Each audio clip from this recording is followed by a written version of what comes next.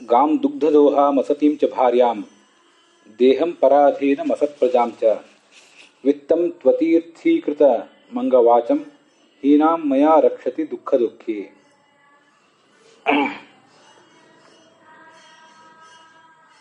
ಎಲ್ಲ ಶ್ರೋತೃಗಳಿಗೂ ಕೂಡ ಮಹಾನವಮಿ ಮತ್ತು ವಿಜಯದಶಮಿ ಪ್ರಯುಕ್ತ ನಮಸ್ಕಾರಗಳು ಮತ್ತು ಶುಭಾಶಯಗಳು. ಇವತ್ತು ಒಂದು ಪಂಚಾಂಗದ ಪ್ರಕಾರ ವಿಜಯದಶಮಿ, ಇನ್ನು ಕೆಲವು ಪಂಚಾಂಗದ ಪ್ರಕಾರ ನಾಳೆ ವಿಜಯದಶಮಿ. ನಾವು ಮೂಲಾ ನಕ್ಷತ್ರದ ದಿವಸ, ಈ ಕಳೆದ ಶುಕ್ರವಾರದ ದಿವಸ ಸರಸ್ವತಿ ಪ್ರತಿಷ್ಠಾಪನೆ ಮಾಡಿರ್ತೀವಿ, ಸರಸ್ವತಿ ಪೂಜಾ ಮಾಡ್ತೀವಿ. ಮತ್ತು ಇವತ್ತು ಶ್ರವಣ ನಕ್ಷತ್ರದ ದಿವಸ ಅದನ್ನು ವಿಸರ್ಜಿಸ್ತೇವೆ. ಆ ಶ್ರವಣ ನಕ್ಷತ್ರ ದಿವಸ ಸರಸ್ವತಿ ವಿಸರ್ಜನೆ ಆದ ಬಳಿಕ ಮತ್ತೆ ಪಾಠ, ಪ್ರವಚನ, ಉಪನ್ಯಾಸ ಇತ್ಯಾದಿಗಳು ಪ್ರಾರಂಭ ಕಾಣ್ತವೆ. ಅಂಥ ಒಂದು ವಿಶಿಷ್ಟವಾದ ಸಂದರ್ಭ ಇದು, ಶ್ರವಣ ನಕ್ಷತ್ರ ಇರುವಂಥ ಸಂದರ್ಭ. ಮಹಾನವಮಿ, ವಿಜಯದಶಮಿ ಹಬ್ಬಗಳು ಸಮ್ಮಿಲಿತ ಆಗಿರುವಂಥ ಒಂದು ಸಂದರ್ಭ. ಅದರಲ್ಲಿ ನಾವು ಇವತ್ತು ನೋಡಬೇಕಾದದ್ದು ಈ ಭಾಗವತ ಸಾರೋದ್ಧಾರದ 304ನೇ ಶ್ಲೋಕ. ಅದು 11ನೇ ಸ್ಕಂದದ 11ನೇ ಅಧ್ಯಾಯದ 19ನೇ ಶ್ಲೋಕ. ಈ ಶ್ಲೋಕ ಒಂದು ಬಾರಿ ನಾವು ಈಗಾಗಲೇ ನೋಡಿದ್ದೇವೆ, ಆದರೂ ಅದನ್ನು ಮತ್ತೊಂದು ಬಾರಿ ಇವತ್ತು ನೋಡಬೇಕು. ಯಾಕೆಂದರೆ ಈ 303, 304 ಮತ್ತು ಇದ್ರ ಮುಂದೆ ಬರುವಂಥ 305 ಈ ಎಲ್ಲ ಶ್ಲೋಕಗಳಲ್ಲೂ ಕೂಡ ಮಾತಿನ ಮಹತ್ವವನ್ನು, ಶಾಸ್ತ್ರದ ಮಹತ್ವವನ್ನು ಹೇಳ್ತಾರೆ. ಸರಸ್ವತಿ ಅಂದರೆ ಪುಸ್ತಕದ ವಿದ್ಯೆಯ ಅಧಿದೇವತೆ, ನಮಗದು ಗೊತ್ತಿದೆ. ಅಂಥ ಸರಸ್ವತಿಯ ವಿಸರ್ಜನೆಯನ್ನು ನಾವು ಸರಸ್ವತಿಯ ಪ್ರಾರ್ಥನದ ಜೊತೆಗೆ ಮಾಡಬೇಕು. ಭಗವಂತನ ಗುಣಗಣದ ವರ್ಣನೆ ಇಲ್ಲದೆ ಹೋದರೆ, ಭಗವಂತನ ಮಹಿಮೆಯ ವರ್ಣನೆ ಇಲ್ಲದೆ ಹೋದರೆ ಅಂಥ ಮಾತಿನಿಂದ ಯಾವುದೇ ಉಪಯೋಗ ಇಲ್ಲ ಅಂತನ್ನೋದು ಈ ಒಂದು 3-4 ಶ್ಲೋಕಗಳಿಂದ ನಮಗೆ ತಿಳಿದು ಬರುವಂಥ ಒಂದು ಸಂದೇಶ. ಈ ಜಗತ್ತಿನ ವ್ಯರ್ಥವಾದ ವಿಚಾರಗಳನ್ನು, ಯಾವುದ್ಯಾವುದೋ ವಿಚಾರಗಳನ್ನು ನಾವು ಮಾಡ್ತಿರ್ತೀವಿ. ಆ ಅನೇಕ ವಿಚಾರಗಳನ್ನೆಲ್ಲ ಬದಿಗಿಟ್ಟು ನಾವು ಭಗವಂತನ ಕುರಿತಾದಂಥ ಶ್ರವಣನೇ ಮಾಡಬೇಕು ಮತ್ತು ಭಗವಂತನನ್ನೇ ಕೀರ್ತಿಸಬೇಕು. ಕೇಳುವುದಿದ್ರೆ ಅದನ್ನೇ ಕೇಳಬೇಕು, ಹೇಳುವುದಿದ್ರೂ ಕೂಡ ಅದನ್ನೇ ಹೇಳಬೇಕು. ಈ ಒಂದು ಅಂಶವನ್ನು ಒಂದು 2-3 ದೃಷ್ಟಾಂತಗಳನ್ನು ಕೊಟ್ಟು ಹೇಳ್ತಿದ್ದಾರೆ. ಈ ಹಸುವನ್ನು ಸಾಕುವವರು ಯಾವ ಉದ್ದೇಶದಿಂದ ಸಾಕ್ತಾರೆ? ಜನಸಾಮಾನ್ಯರಾದವ್ರದ್ದು ಒಂದು ದೃಷ್ಟಿಕೋನ ಇರ್ತದೆ, ದೊಡ್ಡವ್ರದ್ದು ಒಂದು ದೃಷ್ಟಿಕೋನ ಇರ್ತದೆ. ಸಾಮಾನ್ಯ ಮನುಷ್ಯ ದುಡ್ಡಿಗಾಗಿ ಬದುಕುವಂಥವನು ಇರ್ತಾನೆ. ಅವರು ಹಸುವನ್ನು ಯಾತಕ್ಕಾಗಿ ಸಾಕ್ತಾರೆ ಅಂದರೆ, ಅದು ಹಾಲು ಕರೆಯುವವರೆಗೆ ಸಾಕ್ತಿರ್ತಾರೆ. ಮುಂದೆ ಅದು ಹಾಲು ಕರೆಯೋದು ನಿಲ್ಲಿಸಿದ ಕೂಡಲೇ ಅದನ್ನು ಮಾರಿಬಿಡ್ತಾರೆ, ಏನೋ ಒಂದು ಅದನ್ನು ಅನಾದರಿಸ್ತಾರೆ. ತುಂಬ ಉದಾತ್ತವಾದ ದೃಷ್ಟಿಕೋನ ಇದ್ದವನು ಹಸು ಅಂದರೆ ಅದು ಕೂಡ ನಮ್ಮ ತಾಯಿಯೇ, ಅದು ಹಾಲು ಕೊಡಲಿ ಬಿಡಲಿ, ಅದು ನಮ್ಮ ಮನೆಯಲ್ಲಿ ಇರಲಿ ಅಂತ ಭಾವಿಸ್ತಾರೆ. ಅಂಥ ಉದಾತ್ತವಾದ ದೃಷ್ಟಿಕೋನ ಇದ್ದವನದಾದರೆ ಅದು ವಿಷಯ ಬೇರೆ. ಸಾಮಾನ್ಯ ಮನುಷ್ಯನ ದೃಷ್ಟಿಕೋನ ಏನು? ಅದು ಹಾಲು ಕೊಡುವವರೆಗೂ ಅದನ್ನು ಕಾಪಾಡ್ತಿರ್ತಾನೆ. ಹಾಲು ಕೊಡದೆ ಹೋದರೆ ಅದರಿಂದ ಅವನಿಗೇನು ಉಪಯೋಗ ಇಲ್ಲ. ಇನ್ನು ಕೆಟ್ಟ ಹೆಂಡತಿ, ಆ ಮನೆತನಕ್ಕೆ, ತಾನು ಬಂದಂಥ ಮನೆತನಕ್ಕೆ ತಕ್ಕಂತೆ ವರ್ತಿಸದೆ ಯಾವಾಗಲೂ ದುರ್ನಡತೆಯಲ್ಲೇ ಇರುವಂಥ ಹೆಂಡತಿ ಆದರೆ ಅಂಥವಳಿಂದಲೂ ಏನು ಉಪಯೋಗ ಇಲ್ಲ. ಮತ್ತೆ ದೇಹಂ ಪರಾಧೀನಂ, ನಮ್ಮ ದೇಹ ಯಾವತ್ತೂ ಸ್ವಾಧೀನವಾಗಿರಬೇಕು. ಅದಕ್ಕೆ 2 ಅರ್ಥ. ಒಂದು, ನಾವು ಬಾಲ್ಯ, ಯೌವನ, ಮಧ್ಯವಯಸ್ಸು ಈ ವಯಸ್ಸಿನಲ್ಲಿದ್ದಾಗ ದೇಹದಲ್ಲಿ ಒಂದು ಶಕ್ತಿ ಇರ್ತದೆ. ಮುಂದೆ ವಾರ್ಧಕ್ಯ ಬಂದಾಗ ಆ ದೇಹ ಪರಾಧೀನ ಆಗ್ತದೆ. ಆ ದೇಹ ಪರಾಧೀನ ಆದಾಗ ಆ ದೇಹವನ್ನು ಬಿಟ್ಬಿಡ್ಬೇಕಂತ.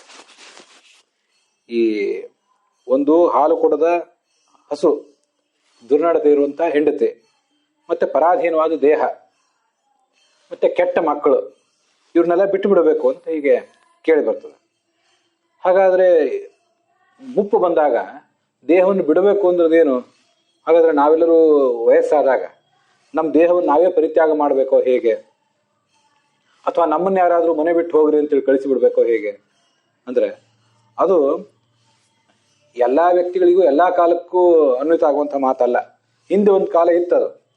ಅವಾಗ ಏನು ಮಾಡ್ತಿದ್ರು, ರಾಮಾಯಣದ ಕಾಲದಲ್ಲಿ ಅಂಥದ್ದೊಂದು ಮಾತು ಬರ್ತದೆ. ಶರಭಂಗ ಅಂತ ಒಬ್ಬ ಋಷಿ. ಆ ಋಷಿ ತಪಸ್ಸು ಮಾಡ್ತಾ ಕೂತಿದ್ರಂತೆ. ಅವರಿಗೆ ಶರೀರ ಜೀರ್ಣ ಆಯ್ತು.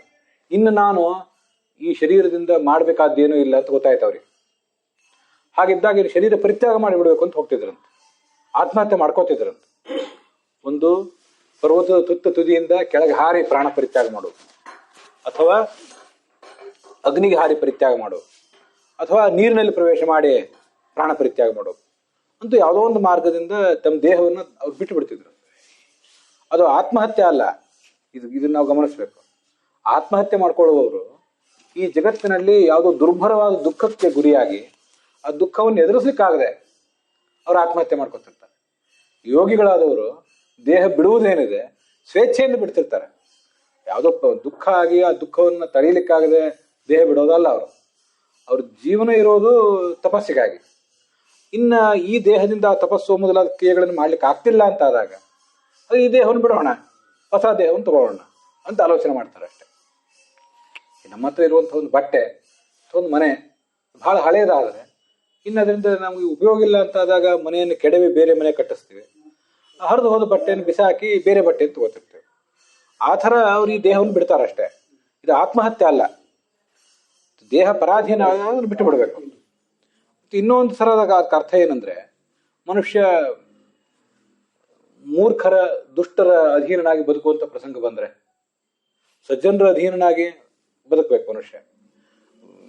ಹೊಟ್ಟೆಪಾಡಿಗಾಗಿ, ಹೊಟ್ಟೆಗಾಗಿ, ಗೇಣು ಬಟ್ಟೆಗಾಗಿ ಒಂದು ಏನಾದರೂ ವೃತ್ತಿ ವ್ಯಾಪಾರ ಅಂತೂ ಮನುಷ್ಯ ಮಾಡಲೇಬೇಕು. ಆದರೆ ಅಂಥದ್ದನ್ನ ಅಂಥ ಉದ್ಯೋಗ ವ್ಯಾಪಾರ ಇತ್ಯಾದಿಗಳು ಮಾಡುವಾಗ ಸಜ್ಜನರ ಜೊತೆ ಇರುವಂಥ ಪ್ರಸಂಗ ಬರಬೇಕು. ಸಜ್ಜನರ ಸಂಘ ಅದಾಗಬೇಕು. ಅದು ಹೆಜ್ಜೆಯನ್ನು ಸೆವೆದಂತೆ. ದುರ್ಜನರ ಸಂಘ ಮಾಡಿದರೆ ಅದು ಬಚ್ಚಲದ ರೊಜ್ಜಿನಂತೆ. ಆ ದುರ್ಜನರ ಜೊತೆ ನಾವು ಅನ್ನಕ್ಕಾಗಿ ವಸನಕ್ಕಾಗಿ ದುರ್ಜನರ ಜೊತೆ ವಾಸ ಮಾಡೋ ಪ್ರಸಂಗ ಬಂದರೆ ಅದು ಬಹಳ ದುಃಖಕರ ಆಗ್ತದೆ. ಆದ್ರಿಂದ ಆ ಥರ ಪರಾಧೀನಾಗಿ ಬದುಕೋ ಪ್ರಸಂಗ ಬಂದಾಗ ಅಂಥ ಜೀವನವನ್ನು ಬಿಟ್ಟು ಬಿಡಬೇಕು. ಅಂದ್ರೆ ಸಾಯಬೇಕು ಅಂತ ಅರ್ಥ ಅಲ್ಲ. ಪರಾಧೀನವಾದ ವೃತ್ತಿಯನ್ನು ಬಿಟ್ಟು ಸ್ವಾಧೀನವಾದ ವೃತ್ತಿಯನ್ನು ಆಶ್ರಯಿಸುವಂತ ಪ್ರಯತ್ನ ಮಾಡ್ಬೇಕಷ್ಟೆ. ಅಸತ್ ಪ್ರಜಾಂಶ, ಕೆಟ್ಟ ಮಕ್ಕಳಿದ್ರೆ ಕೆಟ್ಟ ಮಕ್ಕಳನ್ನು ಪರಿತ್ಯಾಗ ಮಾಡ್ಬೇಕಂತ. ದುರ್ಯೋಧನ ಹುಟ್ಟಿದಾಗ ಅವನನ್ನ ಬಿಟ್ಟು ಬಿಡು ಅಂತ ಹೇಳಿದ್ನಂದು ವಿದುರ ಧೃತರಾಷ್ಟ್ರನಿಗೆ. ಯಾಕೆಂದ್ರೆ ದುರ್ಯೋಧನ ಹುಟ್ಟಿದಾಗ ಸುತ್ತಮುತ್ತಲೆಲ್ಲ ಮಂಗಳ ಸೂಚಕವಾದಂತಹ ಶಕುನ ಏನು ಕಾಣಲಿಲ್ಲ. ಎಲ್ಲ ಅಮಂಗಳ ಸೂಚಕವಾದ ಶಕುನವೇ ಕಾಣಿಸಿದ್ವು ಅಂತ. ಗೂಬೆಗಳು ಕಿರಿಚಿದವು, ಕತ್ತೆಗಳು ಕಿರಿಚಿದವು, ಗುಳ್ಳೆ ನರಿಗಳು ಕಿರಿಚಿದವು ಅಂತ ಹೀಗೆಲ್ಲ ಕಂಡು ಬರ್ತದೆ. ಇದು ಅಪಶಕುನ. ಈ ಹುಡುಗ ಕುಲಕ್ಕೆ ಮಾರಕ ಆಗ್ತಾನೆ, ಅದನ್ನು ಅವನನ್ನು ಬಿಟ್ಟು ಬಿಡು ಅಂತ ವಿದುರ ಧೃತರಾಷ್ಟ್ರನಿಗೆ ಹೇಳಿದ. ಆದರೆ ಬಿಡಲಿಲ್ಲ. ಅಂತೂ ದುಷ್ಟ ಮಕ್ಕಳನ್ನ ಹತ್ತಿರ ಇಟ್ಕೋಬಾರ್ದು, ಅವ್ರನ್ನ ಬಿಟ್ಟು ಬಿಡಬೇಕು ಅಂತ ಶಾಸ್ತ್ರ. ಮತ್ತು ವಿತ್ತಂ ತ್ವತೀರ್ಥೀಕೃತಂ ಅಂಗವಾಚಂ, ಬೇಕಾಷ್ಟು ಧನ ಇದೆ, ಸಂಪತ್ತಿದೆ, ಆದರೆ ಅದನ್ನ ಧರ್ಮ ಕಾರ್ಯಕ್ಕಾಗಿ ಉಪಯೋಗ ಮಾಡದೆ ಹೋದ್ರೆ ಆ ದುಡ್ಡಿನಿಂದಲೂ ಏನೂ ಉಪಯೋಗ ಇಲ್ಲ. ಮತ್ತೆ ವಾಚಂ ಹೀನಾಂ ಮಯಾ ರಕ್ಷತಿ ದುಃಖ ದುಃಖಿ. ಭಗವಂತನ ಗುಣ ಕೀರ್ತನೆ ಎಲ್ಲಿ ಇಲ್ಲ ಅಂಥ ಮಾತನ್ನ ನಾವು ಆಡಿ ಏನು ಉಪಯೋಗ, ಕೇಳಿ ಏನು ಉಪಯೋಗ? ಅದರಿಂದ ಸುಮ್ಮನೆ ಕ್ಲೇಶ ಅಷ್ಟೇ ಮನಸ್ಸಿಗೆ. ಅದರಿಂದ ಇವನ್ನೆಲ್ಲ ಬಿಟ್ಟು ಬಿಡಬೇಕು ಅಂತ ಸ್ವಯಂ ಭಗವಂತನೇ ಹೇಳಿದಂಥ ಒಂದು ಮಾತದು. ಪುಸ್ತಕ ಪೂಜಾ ನಾವು ಇವತ್ತು ಮಾಡ್ತಿದ್ದೀವಿ, ಸರಸ್ವತಿ ಆರಾಧನೆ ಮಾಡ್ತಿದ್ದೀವಿ. ಅದರಿಂದ ಎಂಥ ಮಾತನ್ನು ಆಡಬೇಕು, ಎಂಥ ಮಾತನ್ನು ಆಡಬಾರ್ದು ಅಂತ ಅನ್ನೋದ್ರ ಬಗ್ಗೆ ನಮಗೆ ತಿಳಿಸುವಂಥ ಒಂದು ಶ್ಲೋಕ. ಈ ಗೋ ಅಂತ ಬಂತಲ್ಲ ಇಲ್ಲಿ, ಗಾಮ್ ದುಗ್ಧ ದೋಹಾಂ ಅಂತ. ಗೋ ಅಂದ್ರೆ ಆಕಳು. ಈಗಾಗಲೇ ಹಾಲು ಹಿಂಡಿ ಇಟ್ಟಿರುವಂತಹ ಆಕಳು ಏನಿದೆ, ಇನ್ನದು ಹಾಲು ಕೊಡ್ತಿಲ್ಲ, ಮತ್ತೆ ಹಾಲು ಕೊಡ್ಲಿಕ್ಕೆ ಸಾಧ್ಯವೇ ಇಲ್ಲ. ಅಂಥ ಆಕಳಿದ್ರೆ ಅದನ್ನ ಪರಿತ್ಯಾಗ ಮಾಡಬೇಕು. ಅಂತಹ ಈ ಆಕಳಿಂದ ಏನೂ ಉಪಯೋಗ ಇಲ್ಲ, ಸಾಕಿದ್ರಿಂದ ದುಃಖ ಅಂತ ಬಂತು. ಅಲ್ಲಿ ಗೋ ಅಂತ ಶಬ್ದ ಬಂತಲ್ಲ, ಸಂಸ್ಕೃತದೊಂದು ವೈಶಿಷ್ಟ್ಯ ಇದೆ. ಗೋ ಅನ್ನೋ ಶಬ್ದಕ್ಕೆ ಆಕಳು ಅಂತ ಅರ್ಥ, ನೀರು ಅಂತ ಅರ್ಥ, ಮತ್ತು ಗೋ ಅನ್ನೋ ಶಬ್ದಕ್ಕೆ ಶಾಸ್ತ್ರ ಅಂತನೂ ಅರ್ಥ. ಇಷ್ಟೆಲ್ಲ ಅರ್ಥಗಳು ಗೋ ಅನ್ನೋ ಶಬ್ದಕ್ಕೆ ಬಂದೇ ಬರ್ತವೆ. ಒಂದು ಕಡೆ ಉಪನಿಷತ್ನೊಳಗೆ ಹೇಳ್ತಾರೆ, ವಾಚಂ ಧೇನು ಉಪಾಸೀತ ಅಂತ. ಸರಸ್ವತಿ ದೇವಿಯನ್ನ ಒಂದು ಹಸು ಅಂತ ಉಪಾಸನೆ ಮಾಡ್ಬೇಕಂತ, ಒಂದು ಆಕಳು ಅಂತ ಹೇಳಿ. ತಸ್ಯಾಹ ಚತ್ವಾರಹ ಸ್ತನಾಹ. ನಮ್ಗೆ ಗೊತ್ತಿರುವಂತೆ ಹಸುವಿಗೆ 4 ಸ್ತನ ಇರ್ತದೆ. ಅದನ್ನ ಆ 4 ಸ್ತನಗಳ ಮೂಲಕ ತನ್ನ ಕರುವಿಗೆ ಅದು ಹಾಲು ಕೊಡಿಸ್ತದೆ ಹಸು, ನಮಗಿದು ಗೊತ್ತು. ಸರಸ್ವತಿ ದೇವಿಯನ್ನು ಕೂಡ ಒಂದು ಆಕಳು ಅಂತ ಉಪಾಸನೆ ಮಾಡಬೇಕು. ಸರಸ್ವತಿ ದೇವಿಗೆ ಆಕಳು ಅಂತ ನಾವು ಭಾವಿಸಿದಾಗ, ಅವಳನ್ನು ಆ ಥರ ಆರಾಧನೆ ಮಾಡಿದಾಗ ಅವಳಿಗೂ ಕೂಡ 4 ಸ್ತನ ಇವೆ. ಸ್ವಾಹಾಕಾರ, ಸ್ವಧಾಕಾರ, ವಷಟ್ಕಾರ, ಹಂತಕಾರ ಅಂತ ಇವಿಷ್ಟು 4 ಸ್ತನಗಳಂತ. ಈ ನೀವೆಲ್ಲಾದ್ರೂ ಯಜ್ಞ ಮಾಡುವ ದೃಶ್ಯಗಳನ್ನ ನೋಡಿರ್ತೀರಿ. ಇಂದ್ರಾಯ ಸ್ವಾಹ ಅಂತ ಹೇಳಿ ಸ್ವಾಹ ಸ್ವಾಹ ಅಂತ ಹಾಕ್ತಿರ್ತಾರೆ. ಇನ್ ಕೆಲವು ಕಡೆ ವಷಟ್ ಅಂತ ಹೇಳಿ ವಷಟ್ಕಾರ ಅಂತ ಈಗ ಚಪ್ಪಾಳೆ ಬಿಡ್ತಿರ್ತಾರೆ. ಸ್ವಾಹಾಕಾರ ಮತ್ತು ವಷಟ್ಕಾರ ಇವೆರಡೂ ಕೂಡ ದೇವತೆಗಳಿಗೆ ಪೂಜಾ ಮಾಡುವಾಗ ನಾವು ಹೇಳಬೇಕಾದಂತಹ ಮಂತ್ರಗಳು. ಇನ್ನು ಪಿತೃಗಳಿಗೆ ಪೂಜಾ ಮಾಡುವಾಗ ಸ್ವಧಾ ಅಂತ ಹೇಳ್ಬೇಕಂತ. ಪಿಂಡ ಪ್ರದಾನ ಮಾಡುವಾಗ ನೀವು ಅದನ್ನು ನೋಡಿರ್ತೀರಿ. ಅನ್ನ ಅಥವಾ ಹಿಟ್ಟಿನ ಪಿಂಡ ತಗೊಂಡು ಅದನ್ನ ಈ ಮುದ್ರೆಯಿಂದ ತಂದೆ, ಅಜ್ಜ, ಮುತ್ತಜ್ಜ ಇವ್ರ ಹೆಸರಿಗೆ ಇಡ್ತೇವೆ ನಾವು. ಆವಾಗ ತಂದೆ ಹೆಸರು ಹೇಳಿ ಸ್ವಧಾ ಅಂತೇವೆ. ಸ್ವಧಾ ಅಂತ ಅನ್ನೋದು ಪಿತೃಗಳಿಗೆ ನಾವೇ ಆಹಾರ ಕೊಡುವಾಗ, ಅವರಿಗೆ ಪೂಜಾ ಮಾಡುವಾಗ ಸಲ್ಲುವಂತ ಒಂದು ಶಬ್ದ ಅದು. ಸ್ವಾಹಾಕಾರ, ಸ್ವಧಾಕಾರ, ವಷಟ್ಕಾರ ಮತ್ತು ಹಂತಕಾರ ಅಂತ 4. ಇನ್ನೊಂದು ಮನುಷ್ಯರಿಗೆ ಆಹಾರ ಕೊಡುವಾಗ ಹಂತ ಅಂತ ಅನ್ಬೇಕಂತೆ. ಇದೀಗ ಬಳಕೆಯಲ್ಲಿಲ್ಲ ಹೆಚ್ಚು, ಆದರೂ ನಮ್ಗೆ ಗೊತ್ತಿರಬೇಕಾದಂಥ ಒಂದು ವಿಷಯ. ಹಂತ ಅಂತೇಳಿ ಮನುಷ್ಯರಿಗೆ ಆಹಾರ ಕೊಡುವಾಗ ಅನ್ಬೇಕು. ಇದು ನಮಗೆ ದೇವತೆಗಳಿಗೆ ಯಜ್ಞ ಮಾಡುವಾಗ ಇಂದ್ರಾಯ ಸ್ವಾಹ, ವರುಣಾಯ ಸ್ವಾಹ ಅಂತ ಹೇಳಿ ಗೊತ್ತಿರ್ತದೆ. ಇನ್ನು ವಷಟ್ ಅಂತ ಹೇಳುವುದು ಹೆಚ್ಚು ಪರಿಚಿತ ಇರೋದಿಲ್ಲ, ಆದರೂ ಆ ವೃತ್ತಿಯಲ್ಲಿದ್ದವರಿಗೆ, ಅದ್ರ ಸಂಸ್ಕಾರ ಇದ್ದವ್ರಿಗೆ ಗೊತ್ತಿದ್ದೇ ಇರ್ತದೆ. ಸ್ವಾಹಾಕಾರ ಅಂತ ಎಲ್ಲರಿಗೂ ಗೊತ್ತು. ಪಿಂಡ ಪ್ರದಾನ ಮಾಡುವವರಿಗೆ ಸ್ವಧಾಕಾರನೂ ಗೊತ್ತು. ಸ್ವಾಹ ಮತ್ತು ಸ್ವಧಾ ಇವೆರಡೂ ಕೂಡ ದೇವತೆಗಳಿಗೆ ಉಪಯುಕ್ತ. ಸ್ವಧಾ ಅನ್ನೋದು ಪಿತೃಗಳಿಗೆ ಉಪಯುಕ್ತ, ಪಿತೃದೇವತೆಗಳಿಗೆ. ಹಂತಕಾರಂ ಮನುಷ್ಯಾಹ, ಹಂತ ಅಂತ ಏನಿದೆ ಅದನ್ನು ಮನುಷ್ಯರಿಗೆ ಉಪಯೋಗ ಮಾಡ್ತಾರಂತೆ. ಅದು ಎಲ್ಲಿ ಉಪಯೋಗ ಮಾಡ್ತಾರೆ ಅಂದ್ರೆ, ಮನುಷ್ಯರು ದೊಡ್ಡ ಪ್ರಮಾಣದಲ್ಲಿ ಊಟಕ್ಕೆ ಕೂತಿರ್ತಾರಲ್ಲ, ಅಲ್ಲಿ ಹಂತ ಹಂತ ಅಂತ ಹೇಳಬೇಕು ಅಂತ ಕೆಲವರು ಹೇಳ್ತಾರೆ. ಆದ್ರೆ ಅದೇನೀಗ ಅಷ್ಟು ರೂಢಿ ಒಳಗಿಲ್ಲ. ಆದ್ರೆ ನಾವು ಅದನ್ನೊಂದನ್ನ ನಿತ್ಯ ಹೇಳ್ತೇವೆ. ಹೇಗೆ? ನಿತ್ಯ ಮನುಷ್ಯ ಅನ್ನದಾನ ಮಾಡಬೇಕು. ನಮಗೀಗ ಅದು ನಿತ್ಯ ಅನ್ನದಾನ ನಾವು ಯಾರೂ ಮಾಡ್ತಿಲ್ಲ. ಏನಾದ್ರೂ ನಿಮಿತ್ತ ಇದ್ದಾಗ, ನಮ್ಮ ಮನೆಯೊಳಗೆ ಕಾರ್ಯಕ್ರಮ ಇದ್ದಾಗ ಎಲ್ಲರಿಗೂ ಆಹ್ವಾನ ಕೊಟ್ಟು ಅನ್ನದಾನ ಮಾಡ್ತಿರ್ತೇವೆ. ಆದ್ರೆ ಇವತ್ತಿಗೂ ನಾವು ಮಾಡುವಂತ ಸಂಧ್ಯಾ ವಂದನ, ದೇವರ ಪೂಜೆ, ನೈವೇದ್ಯ, ವೈಶ್ವದೇವ, ಬಲಿಹರಣ ಅಂತ ಕೆಲವು ಕ್ರಿಯಾಗಳಿವೆ. ಅದ್ರ ಬಗ್ಗೆ ಸೂಕ್ಷ್ಮವಾಗಿ ನಿಮ್ಗೆ ಚಿತ್ರಣ ಕೊಡ್ತೇನೆ. ಸಂಧ್ಯಾ ವಂದನ ಅಂದ್ರೆ ಸೂರ್ಯನನ್ನ ಆರಾಧನೆ ಮಾಡೋದು. ಸೂರ್ಯನಲ್ಲಿ ಭಗವಂತನನ್ನ ಕಂಡು ಸೂರ್ಯನನ್ನ ಆರಾಧನೆ ಮಾಡೋದು ಸಂಧ್ಯಾ ವಂದನೆ. ದೇವ ಪೂಜಾ ಅಂದ್ರೆ ವಿಗ್ರಹದ ರೂಪದಲ್ಲಿ, ಶಾಲಗ್ರಾಮ, ಲಿಂಗ ಇತ್ಯಾದಿ ರೂಪದಲ್ಲಿ ದೇವ ಪೂಜಾ ಮಾಡೋದು ಇದು 2ನೇದ್ದು. ಇದಾದ್ಮೇಲೆ ವೈಶ್ವದೇವ ಅಂತ ಒಂದು ಮಾಡ್ತಾರೆ. ಅವು ಏನದು ವೈಶ್ವದೇವ? ಆ ಹೆಸರು ನೀವು ಕೇಳಿದ್ರೆ ಇರಬಹುದು, ಆದ್ರೆ ವೈಶ್ವದೇವದ ಹಿಂದಿನ ಒಂದು ತತ್ವ ಇದು ಕೇವಲ ಬ್ರಾಹ್ಮಣರಿಗಂತಲ್ಲ, ಎಲ್ಲರಿಗೂ ಗೊತ್ತಿರ್ತದೆ. ನಂಗೆ ಬಹಳ ಆಶ್ಚರ್ಯ ಆಯ್ತು ಇದನ್ನು ಕೇಳಿದಾಗ. ನಾವು ಉಣ್ಣುವ ಆಹಾರ ಏನಿದೆ ಅದು ಸೂರ್ಯನಿಂದ ಬೆಳೀತದೆ. ಭೂಮಿಯಲ್ಲಿ ನಾವು ಬೀಜ ಬಿತ್ತಬೇಕು, ಅದಕ್ಕೆ ಸೂರ್ಯನ ಶಾಖ ಬೇಕು. ಮತ್ತೆ ಸೂರ್ಯನ ಶಾಖ, ನೀರು ಇತ್ಯಾದಿಗಳನ್ನು ಉಂಡು ಆ ಸಸ್ಯ ಹೊರಗೆ ಬರಬೇಕು. ಆ ಸಸ್ಯವನ್ನು ನಾವು ಬೇಯಿಸುವುದು ಯಾವುದರಿಂದ? ಅಗ್ನಿಯಿಂದ. ಯಾವುದೇ ಫಾರ್ಮಿನಲ್ಲೇ ಇರಲಿ, ಅದು ಇದ್ದಲು, ಕಟ್ಟಿಗೆ, ಮತ್ತೆ ಯಾವುದೋ ಆಧುನಿಕ ವಿಧಾನ ಇಂಧನವೇ ಇರಲಿ, ಅಂತೂ ಅಗ್ನಿ ಅಂತೂ ಅದಕ್ಕೆ ಬೇಕು. ಸಸ್ಯ ತಯಾರಾಗಲಿಕ್ಕೆ ಬೆಳಕು ಬೇಕು, ಸೂರ್ಯ ಬೇಕು. ಅದು ಬೇಯಲಿಕ್ಕೆ ಅಗ್ನಿ ಬೇಕು, ಅದು ಒಂದು ಬೆಳಕೆ. ಅದು ತಿಂದ ಮೇಲೆ ಅರಗಲಿಕ್ಕೂ ಕೂಡ ಬೆಂಕಿ ಬೇಕು. ಹೊಟ್ಟೆ ಒಳಗೊಂದು ಬೆಂಕಿ ಇರ್ತದೆ. ನಾವು ಆಹಾರ ತಗೊಳ್ಳೋದು ಲೇಟ್ ಆದ ಕೂಡಲೇ ಹೊಟ್ಟೆ ಒಳಗಿನ ಅಗ್ನಿ ಉರಿಲಿಕ್ಕೆ ಶುರು ಮಾಡ್ತದೆ. ನಮ್ಗೆಲ್ಲರಿಗೂ ಅನುಭವ ಇರ್ತದೆ. ಅಗ್ನಿ ಅಂದ್ರೆ ಅದೇನು ಜ್ವಾಲೆ ಥರ ಇರೋದಿಲ್ಲ, ಒಂದು ಥರದ ರಸ, ಪಿತ್ತ ರಸ ಮೊದಲಾದಿರ್ತದಲ್ಲ ಹೊಟ್ಟೆ ಒಳಗೆ, ಅದೇ ನಾವು ತಿಂದ ಆಹಾರವನ್ನು ಜೀರ್ಣ ಮಾಡ್ತದೆ. ಅದನ್ನೇ ಅಗ್ನಿ ಅಂತಂತಾರೆ. ಜಾಠರಾಗ್ನಿ ಅಥವಾ ವೈಶ್ವಾನರಾಗ್ನಿ ಅಂತ ಕರೀತಾರೆ. ಅಂತೂ ಅಗ್ನಿಯ ಪಾತ್ರ ಸೂರ್ಯ ಮತ್ತೆ ಭೂಮಿ, ನೀರು, ಪೃಥ್ವಿ, ಇದೆಲ್ಲ ಪಾತ್ರ ಬಹಳ ದೊಡ್ಡದು ನಮ್ಮ ಜೀವಮಾನದಲ್ಲಿ. ಈಗ ನಾವು ತಿನ್ನುವಂಥ ಆಹಾರ ಇದೆಯಲ್ಲ, ಆ ಆಹಾರ ಅಗ್ನಿಯಿಂದ ತಯಾರಾದ ಮೇಲೆ ಅಗ್ನಿಗೆ ಒಂದಷ್ಟು ಆರಾಧನೆ ಮಾಡ್ಬೇಕಂತ ನಾವು. ವಿಶೇಷವಾಗಿ ಗೃಹಸ್ಥನಾದವನು ಅಗ್ನಿಗೆ ಆರಾಧನೆ ಮಾಡಬೇಕು. ನಾವೀಗ ಮಾಡೋದೇನೋ ಯಾವುದೋ ಹೋಮ, ಶಾಂತಿ, ಗೃಹಚಾರ ಸರಿ ಇಲ್ಲದೆ ಹೋದಾಗ ಹೋಮ ಮಾಡಿಸ್ತಿರ್ತಾರೆ. ಪುರೋಹಿತರನ್ನ, ಸ್ವಾಮಿಗಳನ್ನ, ಪಂಡಿತರನ್ನ ಕರೆದು. ಅದಷ್ಟೇ ಅಲ್ಲ, ನಿತ್ಯವೂ ಅಗ್ನಿ ಆರಾಧನೆ ಇತ್ಯಾದಿ ಮಾಡಬೇಕು. ಮತ್ತೆ ಅಡಿಗೆ ಎಲ್ಲ ಆದಮೇಲೆ ನಾವು ದೇವ ಪೂಜೆ, ಇತ್ಯಾದಿಗಳನ್ನು ಮಾಡಿದ ಮೇಲೆ ವೈಶ್ವದೇವ ಅಂತ ಒಂದು ಕ್ರಿಯೆ ಮಾಡ್ತೇವೆ. ಆ ಅಗ್ನಿಗೆ ತುಪ್ಪ, ಅಕ್ಕಿ ಇತ್ಯಾದಿಗಳಿಂದ ಮತ್ತೆ ಅನ್ನದಿಂದ ಆಹುತಿ ಕೊಡ್ತೇವೆ ಅಗ್ನಿಗೆ. ಮಧ್ಯದಲ್ಲಿ ಅನ್ನ, ಮೊದಲು ತುಪ್ಪ, ಆಮೇಲೆ ಅನ್ನದಿಂದ, ಮತ್ತೆ ಇನ್ನೊಂದ್ಸರಿ ತುಪ್ಪದಿಂದ. ಈ ತರ ಇದಕ್ಕೆ ವೈಶ್ವದೇವ ಅಂತ ಕರೀತಾರೆ. ಇದನ್ನ ಯಾಕೆ ಮಾಡ್ತಾರೆ ಅಂದ್ರೆ, ನಾನು ಹೇಳ್ಬೇಕಾಗಿರೋದು ಇದ್ರ ಮುಂದಿನ ಬಲಿಹರಣ ಅನ್ನೋದ್ರ ಬಗ್ಗೆ. ಆದ್ರೂ ವೈಶ್ವದೇವ ಯಾಕೆ ಮಾಡ್ತಾರೆ ಅಂತಂದ್ರೆ, ನಮಗೊಂದು ವಿಷಯ ಗೊತ್ತಿರಬೇಕು. ನಾವು ಸಸ್ಯಾಹಾರಿಗಳೇ ಆಗಿರ್ಲಿ, ಮಾಂಸಾಹಾರಿಗಳೇ ಆಗಿರ್ಲಿ, ನಾವು ಜೀವಕ್ಕೆ ಹಿಂಸೆ ಮಾಡ್ತೇವೆ. ಸಸ್ಯಗಳಲ್ಲೂ ಜೀವ ಇರೋದು ಹೌದು, ಆದ್ರೆ ಸಸ್ಯಗಳನ್ನ ನಾವು ಕತ್ತರಿಸಿದಾಗ ಅವು ಅಳ್ತವೆ ಅಂತ ನಮ್ಗೆ ಗಮನಕ್ಕೆ ಬರೋದಿಲ್ಲ. ಪ್ರಾಣಿಗಳನ್ನ ಕತ್ತರಿಸಕ್ಕೆ ಹೋದಾಗ ಅವು ಕಿರ್ಚಾಡ್ತವೆ, ಸಂಕಟ ಪಡ್ತವೆ ಅಂತ ನಮ್ಗೆ ಅನುಭವಕ್ಕೆ ಬರ್ತವೆ. ಅಂತೂ ಮನುಷ್ಯ ಸಸ್ಯಾಹಾರಿ ಆಗಿರ್ಲಿ, ಮಾಂಸಾಹಾರಿ ಆಗಿರ್ಲಿ, ಅವನು ಇನ್ನೊಂದು ಜೀವವನ್ನು ಅವಲಂಬಿಸಿಯೇ ಬದುಕ್ತಾನೆ. ಅದಕ್ಕಾಗಿಯೇ ಎರಡೂ ಕೂಡ ಸ್ವಲ್ಪ ಸ್ವಲ್ಪ ಪಾಪಕಾರಕನೇ. ನಾವು ಬದುಕುವುದು ಒಂದು ಇನ್ನೊಬ್ರಿಗೆ ಹಿಂಸೆ ಮಾಡೇ ಬದುಕೋದು. ಪೂರ್ಣ ಹಿಂಸೆನೇ ಮಾಡದೇನೆ ಬದುಕಲಿಕ್ಕೆ ಸಾಧ್ಯ ನಮಗೆ ಈಗ ಸದ್ಯದಲ್ಲಿ ಆಗೋದಿಲ್ಲ. ಅದಕ್ಕಾಗಿಯೇ ಪ್ರಾಚೀನ ಕಾಲದ ಋಷಿಮುನಿಗಳು ಏನ್ ಮಾಡ್ತಿದ್ರು ಅಂದ್ರೆ, ಕಾಡಿಗೆ ಹೋಗಿ ಅಲ್ಲಿ ತಾವಾಗೇ ಉದುರಿ ಬಿದ್ದ ಎಲೆಗಳು, ಗಿಡದಿಂದ ಎಲೆಗಳನ್ನು ಕಿತ್ತಿದ್ರೆ ಗಿಡಕ್ಕೆ ಹಿಂಸೆ ಆಗಬಾರ್ದು ಅಂತ ಹೇಳಿ ತಾವಾಗೇ ಉದುರು ಬಿದ್ದ ಹಣ್ಣು, ಎಲೆ ಇವನ್ ತಿಂತಿದ್ರು.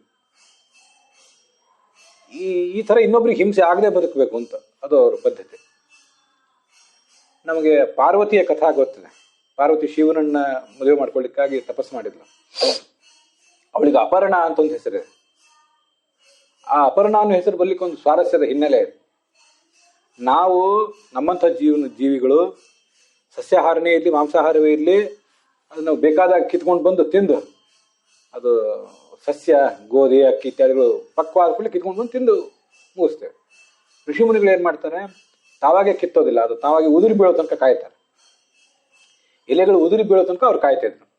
ಪಾರ್ವತಿ ಎಂತಹ ಕಠೋರ ತಪಸ್ಸು ಮಾಡಿಲ್ಲಂದ್ರೆ, ಉದುರಿ ಬಿದ್ದ ಎಲೆಗಳನ್ನು ತಿನ್ನುವುದಾದ್ರೂ ಕೂಡ ಯೋಗ್ಯ ಅಲ್ಲ. ಯಾಕೆಂದ್ರೆ ಆ ಎಲೆಗಳನ್ನ ತಿನ್ಲಿಕ್ಕೆ ಬೇರೆ ಕಾಡು ಪ್ರಾಣಿಗಳೆಲ್ಲ ಇದ್ದೇ ಇರ್ತವೆ, ಆನೆ ಮೊದಲಾದ ಪ್ರಾಣಿಗಳು. ಗಿಡದಿಂದ ಎಲೆಗಳನ್ನು ಕಿತ್ತಿ ತಿನ್ನುವುದಂತೂ ಇಲ್ಲೇ ಇಲ್ಲ. ಉದುರಿ ಬಿದ್ದ ಎಲೆಗಳನ್ನು ಅವಳು ತಿಂತಿರ್ಲಿಲ್ಲ ಅಂತ. ಪರ್ಣ ಅಂದ್ರೆ ಎಲೆ, ಅಪರ್ಣ ಅಂದ್ರೆ ಎಲೆನೂ ಇಲ್ಲದೆ ಇದ್ದವಳು. ಎಲೆಗಳನ್ನು ಪರಿತ್ಯಾಗ ಮಾಡಿದ್ರಿಂದ ಅವಳಿಗೆ ಅಪರ್ಣ ಅಂತ ಹೆಸರು ಬಂತು ಅಂತ ಒಂದು ಕಥಾ ಕೇಳಿ ಬರ್ತದೆ. ಅಂತೂ ವ್ಯಕ್ತಿ ಸಸ್ಯಾಹಾರಿಯಾಗಿರ್ಲಿ, ಮಾಂಸಾಹಾರಿಯಾಗಿರ್ಲಿ, ಆಹಾರಕ್ಕಾಗಿ ನಾವು ಇನ್ನೊಂದನ್ನ ಹಿಂಸೆ ಮಾಡ್ತೇವೆ. ಅದರಿಂದ ಒಂದು ಪಾಪ ಬರ್ತದಲ್ಲ. ಅದಕ್ಕಾಗಿ ಮನುಷ್ಯ ಏನ್ ಮಾಡ್ಬೇಕಂದ್ರೆ, ಅಗ್ನಿ ಆರಾಧನೆ ಮಾಡ್ಬೇಕು. ನಿತ್ಯ ಅಗ್ನಿ ಆರಾಧನೆ ಮಾಡಿ, ನಾನು ಮಾಡಿದ ಈ ಒಂದು ದೋಷವನ್ನು ಪರಿಹಾರ ಮಾಡುವಂತ ಪ್ರಾರ್ಥನೆ ಮಾಡಬೇಕು. ಅದಕ್ಕಾಗಿ ನಾನು ಈಗಾಗಲೇ ಹೇಳಿದಂತೆ ಮಂತ್ರಗಳಿಂದ ಮೊದಲು ತುಪ್ಪ, ಆಮೇಲೆ ಅನ್ನ, ಮತ್ತು ಇನ್ನೊಂದು ಬಾರಿ ತುಪ್ಪ ಇತ್ಯಾದಿಗಳಿಂದ ಆಹುತಿ ಕೊಡ್ತೇವೆ. ಅದಕ್ಕಾಗಿ ಯಾವತ್ತೂ ಮನೆಯಲ್ಲಿ ಅಗ್ನಿ ಇರಲೇಬೇಕು. ಆಧುನಿಕ ಇಂಧನದಲ್ಲಿ ಬರೇ ಜ್ವಾಲೆ ಬರ್ತದೆ ಅಷ್ಟೇ. ಅಲ್ಲಿ ನೀವು ಅನ್ನ ಹಾಕಿದ್ರೆ ಅದು ಬೂದಿ ಆಗೋದಿಲ್ಲ, ಆದ್ರಿಂದ ಅದು ಮಡಿಗೆ ಬರೋದಿಲ್ಲ ಅಂತ ಶಾಸ್ತ್ರ. ಯಾಕೆ ಮನೆಯಲ್ಲಿ ನಾವು ಕಟ್ಟಿಗೆ ಅಥವಾ ಇದ್ದಲು ಒಲೆಯಿಂದ ಅಡಿಗೆ ಮಾಡ್ತೀವಿ ಅಂದ್ರೆ ಈ ಕಾರಣಕ್ಕಾಗಿ. ಅದಾದ್ಮೇಲೆ ಅಲ್ಲಿ ಯಜ್ಞ ಆಗ್ಬೇಕು. ಇದು ನಾವು ಮಾಡ್ತಿದ್ದೇವೆ. ನನಗಿದು ಹೆಚ್ಚಿನ ಸಂಗತಿಗಳು ಗೊತ್ತಿರಲಿಲ್ಲ. ಕೆಲವು ಗ್ರಾಮೀಣ ಜನರನ್ನು ಮಾತಾಡ್ಸಿದ್ಮೇಲೆ, ನಮ್ಮ ರೈತರ ಹೆಂಗಸರನ್ನ ಮಾತಾಡ್ಸಿದ್ಮೇಲೆ ಒಂದ್ಸರಿ ಇದು ಗೊತ್ತಾಯ್ತು. ಅವರು ಕೂಡ ಈಗ ಅವ್ರ ಮನೆಯೊಳಗೂ HP ಗ್ಯಾಸ್ ಬಂದಾಗಿದೆ, ವಿಷಯ ಬೇರೆ. ಮೊದ್ಲು ಏನ್ ಮಾಡ್ತಿದ್ರಂದ್ರೆ, ಅಡಿಗೆ ಆದ ಕೂಡಲೇ ಅನ್ನ ಅಥವಾ ಮತ್ತೆ ಯಾವ್ದೋ ರೊಟ್ಟಿಯೋ ಚಪಾತಿನೋ ಒಂದಿಷ್ಟು ಅಗ್ನಿಗೆ ಹಾಕ್ತಿದ್ರು. ಅದು ಯಾಕೆ ಹಾಕ್ತೀವಿ ಅಂತ ಗೊತ್ತಿಲ್ಲ ಅವರಿಗೆ, ಗೊತ್ತಿಲ್ಲ ಅಂತ. ದೇವ್ರ ಪೂಜೆ, ಅಗ್ನಿ ಅಂತರ್ಗತನಾದ ಭಗವಂತನ ಪೂಜಾ. ದೇವರು ಅಗ್ನಿಯಲ್ಲೂ ಇದ್ದಾನೆ, ಸೂರ್ಯನಲ್ಲೂ ಇದ್ದಾನೆ, ಭೂಮಿಯಲ್ಲೂ, ನೀರಿನಲ್ಲಿ ಎಲ್ಲಾ ಕಡೆ ಇದ್ದಾನೆ, ಅವ್ನು ಪೂಜಾ ಮಾಡಬೇಕು ಪಾಪ. ಇಷ್ಟೇ ಅವ್ರಿಗೆ ಗೊತ್ತು. ಅದು ನೋಡಿ, ಸಂಸ್ಕೃತಿ ಬದಲಾಗ್ತಾ ಹೋಗುತ್ತೆ, ಕಾಲ ಮುಂದೆ ಹೋದಂತೆ ಅದು ಹೋಯ್ತದು.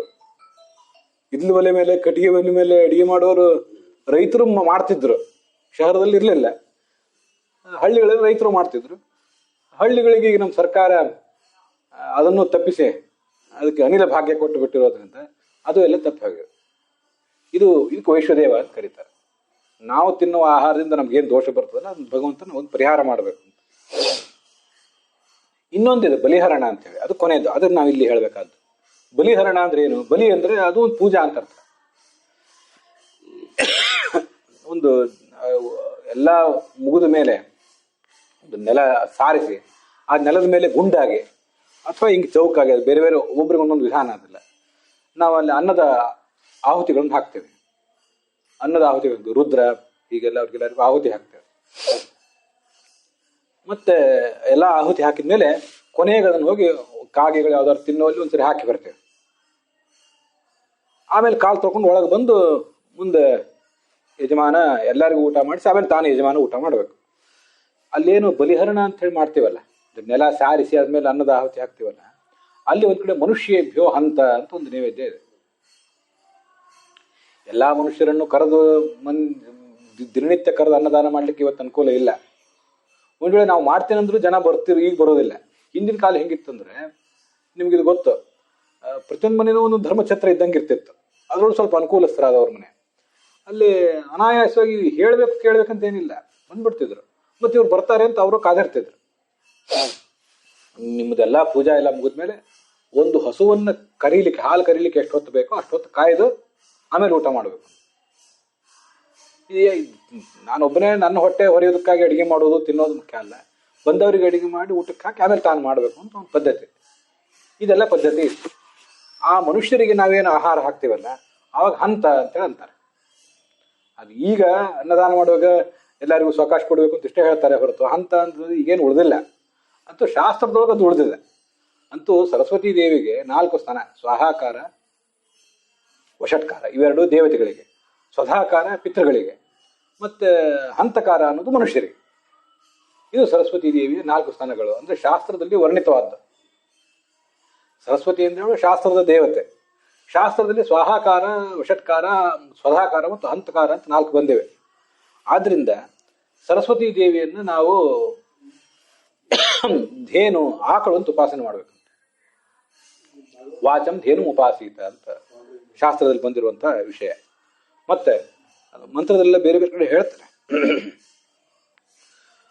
ಕುವಿದ್ವೃಷಣ್ಯಂತೀಭ್ಯ ಪುನಾನೋ ಗರ್ಭಮಾದಧತ್ ಯಾ ಶುಕ್ರಂ ದೂಹತೆ ಪಯಃ ಅಂತ. ಸರಸ್ವತಿ ಅಂದ್ರೆ ಸರಸ್ವತಿಯ ಗಂಡ ಚತುರ್ಮುಖ ಬ್ರಹ್ಮ, ನಮ್ಗೆ ಗೊತ್ತು. ಚತುರ್ಮುಖ ಬ್ರಹ್ಮ ಆ ಸರಸ್ವತಿಯಲ್ಲಿ ಗರ್ಭಾಧಾನ ಮಾಡಿದ್ನಂತೆ. ಆವಾಗ ಸರಸ್ವತಿ ದೇವಿ ಈ ಜಗತ್ತನ್ನೆಲ್ಲ ಹೆತ್ಲು. ಸರಸ್ವತಿ ದೇವಿ ಮತ್ತು ಬ್ರಹ್ಮ ಇವರಿಬ್ಬರು ಜಗತ್ತಿನ ತಂದೆ ತಾಯಂದಿರಿದ್ದಂತೆ ಅಂತ ನಾವಿದನ್ನು ಕೇಳಿದ್ದೇವೆ. ಹೀಗೆ ಚತುರ್ಮುಖ ಬ್ರಹ್ಮ ಸರಸ್ವತಿಯಲ್ಲಿ ಗರ್ಭಾಧಾನ ಮಾಡಿದ ಮೇಲೆ ಅವಳು ಮುಂದಿನ ಸೃಷ್ಟಿಯನ್ನು ಪ್ರಾರಂಭಿಸಿದಳು.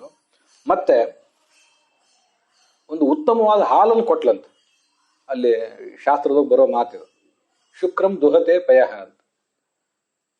ಅದು ಸರಸ್ವತಿ ದೇವಿ ಹಾಲನ್ನು ಕೊಡೋದು ಅಂದ್ರೆ ಏನು? ಹಾಲು ಅಂದ್ರೆ ನಮಗೆ ಹಾಲು ಅನ್ನೋದು ಸುಖ ಮತ್ತು ಜ್ಞಾನದ ಸಂಕೇತ. ಯಾವ್ದಾದ್ರು ಒಂದು ಒಳ್ಳೆ ಸುದ್ದಿ ಕೇಳಿದಾಗ ನಾವೇನಂತೀವಿ, ಹಾಲು ಕೊಡ್ದಂಗಾಯ್ತು ಅಂತ. ಹಾಲು ಅನ್ನೋದು ಸುಖ ಸಮೃದ್ಧಿಯ ಸಂಕೇತ ಅಷ್ಟೇ. ಆದ್ರಿಂದ ಸರಸ್ವತಿ ದೇವಿ ಅವಳು ಆಕಳಿದ್ದಂತೆ, ಚತುರ್ಮುಖ ಬ್ರಹ್ಮ ಅವಳಲ್ಲಿ ಗರ್ಭಾಧಾನ ಮಾಡ್ತಾನೆ, ಅವಳು ಹಾಲು ಕೊಡ್ತಾಳೆ ಅಂತಂದ್ರೆ ನಮಗೂ ತತ್ವಜ್ಞಾನ, ಭಕ್ತಿ, ಒಳ್ಳೆ ವಿಚಾರ ಇದನ್ನು ಕೊಡ್ತಾಳೆ ಅಂತ ಅದ್ರ ತಾತ್ಪರ್ಯ. ಆದ್ರಿಂದ ಈಗ ಹಾಲು ಕರೆದು ಮುಗಿಸಿರುವಂಥ ಇನ್ನೇನೂ ಹಾಲು ಹಿಂಡದಂಥ ಹಸುವನ್ನು ಇಟ್ಕೊಂಡು ಉಪಯೋಗ ಇಲ್ಲ ಕೆಲವು ಜನರಿಗೆ. ಆದರೆ ಹಾಲು ಕೊಡೋ ಹಸುವಾಗಿದ್ದರೆ ಅದನ್ನು ಖಂಡಿತವಾಗಿ ಇಟ್ಕೋಬಹುದು. ಆವಾಗಲೇ ಹೇಳಿದಂತೆ ಹಾಲು ಕೊಡದೆ ಹೋದರೂ ಕೂಡ ಆ ಹಸುವನ್ನು ಇಟ್ಕೊಂಡು ಅದ್ರ ಸೇವಾ ಮಾಡಿ ನಮ್ಮ ತಾಯಿ ಇದ್ದಂತೆ ಇದನ್ನು ಮಾಡಿದರೆ ಬಹಳ ಉನ್ನತ ದೃಷ್ಟಿಕೋನ. ಜನಸಾಮಾನ್ಯರ ದೃಷ್ಟಿಕೋನದಂತೆ ಹಾಲು ಕೊಡದೆ ಹೋದ್ರೆ ಅದರಿಂದೇನು ಉಪಯೋಗ ಇಲ್ಲ. ಹಾಲು ಕೊಡುವುದಾದ್ರೆ ಭಾರಿ ಹುರುಪಿನಿಂದ ಅದ್ರ ಸೇವಾ ಮಾಡ್ತೇವೆ, ನಮ್ಗಿದು ಗೊತ್ತು. ಹಾಗೆ ಸರಸ್ವತಿ ದೇವಿಯು ಕೂಡ ನಿರಂತರವಾಗಿ ಹಾಲು ಕೊಡುವಂಥ ಒಂದು ಧೇನು ಇದೆ. ಇದನ್ನ ಗಮನಿಸ್ಬೇಕು. ಈ ಹಸುವಿಗೆ ಇನ್ನಿದು ಗರ್ಭಿಣಿ ಆಗೋದಿಲ್ಲ, ಈ ಹಸು ಇದು ವಯಸ್ಸಾಯಿತು, ಇನ್ನು ಗರ್ಭಿಣಿ ಆದರೆ ಅದಕ್ಕೆ ಆರೋಗ್ಯಕ್ಕೆ ಹಾನಿ ಆಗ್ತದೆ ಅಂತ ನಿಲ್ಲಿಸ್ತೇವೆ. ಸರಸ್ವತಿ ಹಾಗಲ್ಲ, ನಿರಂತರವಾಗಿ ನಮಗೆ ತತ್ವಜ್ಞಾನ, ಸಮೃದ್ಧಿ ಅನ್ನುವಂಥ ಸದ್ವಿಚಾರ ಅನ್ನುವ ಹಾಲನ್ನು ಕೊಡುವಂಥ ಒಂದು ಧೇನು. ಧೇನು ಅನ್ನೋ ಶಬ್ದಕ್ಕೇನೆ ಸಂಸ್ಕೃತದಲ್ಲಿ ಹಾಲು ಹಿಂಡುವಂಥದ್ದು, ಧಿನು ಪುಷ್ಟವು, ನಮಗೆ ಹಾಲನ್ನು ಕೊಟ್ಟು ತತ್ವಜ್ಞಾನ ಕೊಟ್ಟು ನಮ್ಮ ಬುದ್ಧಿ ಮನಸ್ಸನ್ನು ಪುಷ್ಟಿಗೊಳಿಸುವಂಥ ಒಂದು ಶಕ್ತಿ ಅಂತಾನೆ ಅದಕ್ಕೆ ಅರ್ಥ. ಅದಕ್ಕಾಗಿ ಈ ಶ್ಲೋಕ ಬಂದಾಗ ಅದು ನೆನಪಿಗೆ ಬಂತು. ಈ ಶ್ಲೋಕ ಹಿಂದೊಂದ್ಸರಿ ಹೇಳಿದ್ದೆ, ಆದರೂ ಮತ್ತೊಂದ್ಸರಿ ಅದನ್ನು ಹೇಳಬೇಕು ಅಂತ ಕಾಣಿಸ್ತು. ಹಾಗೆ ಹಾಲು ಕೊಡುವಂಥ ಹಸು ಇದ್ದರೆ ಅದನ್ನು ಹೇಗೆ ಇಟ್ಕೊಳ್ಳಿಕ್ಕೆ ನಮಗೊಂದು ಸಂತೋಷ ಅನಿಸ್ತದೆ, ಅದನ್ನು ನಮ್ಗೆ ಉಪಯೋಗ ಇದೆಯೋ ಹಾಗೆ ಭಗವಂತನ ಗುಣಗಾನ ಮಾಡುವಂಥ ಮಾತೇನಾದರೂ ಇದ್ದರೆ ಆ ಮಾತಿನಿಂದ ನಮ್ಗೆ ಉಪಯೋಗ ಇದೆ. ಹೊರತು ಬೇರೆ ಮಾತುಗಳನ್ನು ಆಡಿ ಏನೂ ಉಪಯೋಗ ಇಲ್ಲ. ನಾವು ಮಾತುಗಳನ್ನು ಅದಕ್ಕಾಗಿ ಆಡಬೇಕು. ಇಲ್ಲೇ ಹೋದ್ರೆ ಏನಾಗ್ತದೆ? ಸಾಮಾನ್ಯವಾಗಿ ಒಂದು ಉತ್ತಮ ವಿಚಾರದ ಹಿನ್ನೆಲೆ ಇಲ್ಲದೆ ನಾವು ಮಾತಾಡೋದಾದ್ರೆ ಅದರ ಆಗುವ ಪರಿಣಾಮಗಳು ಎರಡು. ಒಂದು ಪರನಿಂದೆ, ಇನ್ನೊಂದು ಆತ್ಮ ಪ್ರಶಂಸೆ. ಒಳ್ಳೆ ಬಂಡವಾಳ ನಮ್ಮಲ್ಲಿ ಇಲ್ಲದೆ ಹೋದ್ರೆ, ಬಹಳಷ್ಟು ಓದಿದ್ದೀವಿ, ಬರೆದಿದ್ದೀವಿ, ಕೇಳಿದ್ದೀವಿ, ಹಾಗಾಗಿದ್ರೆ ಒಳ್ಳೆ ಮಾತಾಡ್ತೇವೆ. ಅದಿಲ್ಲದೆ ಹೋದ್ರೆ ಏನಾಗ್ತದೆ? ಯಾರನ್ನಾದ್ರೂ ವ್ಯರ್ಥವಾದ ಮಾತುಗಳನ್ನು ಟೀಕೆ ಮಾಡೋದು ಅಥವಾ ನಮ್ಮ ಪ್ರಶಂಸೆ, ಇದರಲ್ಲೇ ಪರ್ಯವಸಾನ ಆಗ್ತದೆ. ಆದ್ರಿಂದ ಭಗವಂತನ ಮಹಿಮೆಯನ್ನು ವರ್ಣನೆ ಮಾಡಿದಂಥ, ಭಗವಂತನ ಗುಣಗಳನ್ನು ವರ್ಣನೆ ಮಾಡಿದಂಥ ಒಂದು ಮಾತೇನಿರ್ತದೆ, ಯಾವ ಶಾಸ್ತ್ರ ಇರ್ತದೆ, ಆ ಶಾಸ್ತ್ರದಿಂದ ಏನೂ ಉಪಯೋಗ ಇಲ್ಲ. ಅದು ಶಾಸ್ತ್ರ ಅಲ್ಲವೇ ಅಲ್ಲ ಅದು. ಆದರೆ ಭಗವಂತನ ಗುಣಗಳನ್ನು ವರ್ಣನೆ ಮಾಡಿದರೆ ಅದು ಕನ್ನಡವೇ ಇರಲಿ, ಸಂಸ್ಕೃತವೇ ಇರಲಿ, ಅದು ಇಂಗ್ಲೀಷ್ ಇರಲಿ, ಅದು ಉರ್ದು ಇರಲಿ, ಮತ್ತು ಯಾವುದೇ ಭಾಷೆಯ ಮಾತೇ ಇರಲಿ, ಅದರಿಂದ ಮನುಷ್ಯನಿಗೆ ಉಪಯೋಗ ಇದೆ. ಅಂಥ ಮಾತನ್ನೇ ಮನುಷ್ಯ ಆಡಬೇಕು, ಅಂಥ ಮಾತನ್ನೇ ಕಲಿಬೇಕು. ಭಾಷೆ ಯಾವುದು ಮುಖ್ಯ ಅಲ್ಲ, ಅದರ ಭಾವ ಅದು ಭಗವಂತನನ್ನು ಮುಟ್ತದೋ ಇಲ್ಲೋ ಅಂತ ಅನ್ನೋದು ಮುಖ್ಯ. ಅದಕ್ಕಾಗಿ ಭಗವಂತ ಏನು ಜಗತ್ತನ್ನು ಸೃಷ್ಟಿಸಿದ್ದಾನೆ, ಪಾಲಿಸಿದ್ದಾನೆ, ನಾಶಪಡಿಸಿದ್ದಾನಲ್ಲ, ಅದೆಲ್ಲ ಲೀಲೆಗಳನ್ನು ವರ್ಣನೆ ಮಾಡುವಂಥ ಮಾತೇ ಮಾತು. ಅದಿಲ್ಲದೆ ಹೋದರೆ ಆ ಮಾತಿನಿಂದ ಯಾವ ಉಪಯೋಗನೂ ಇಲ್ಲ.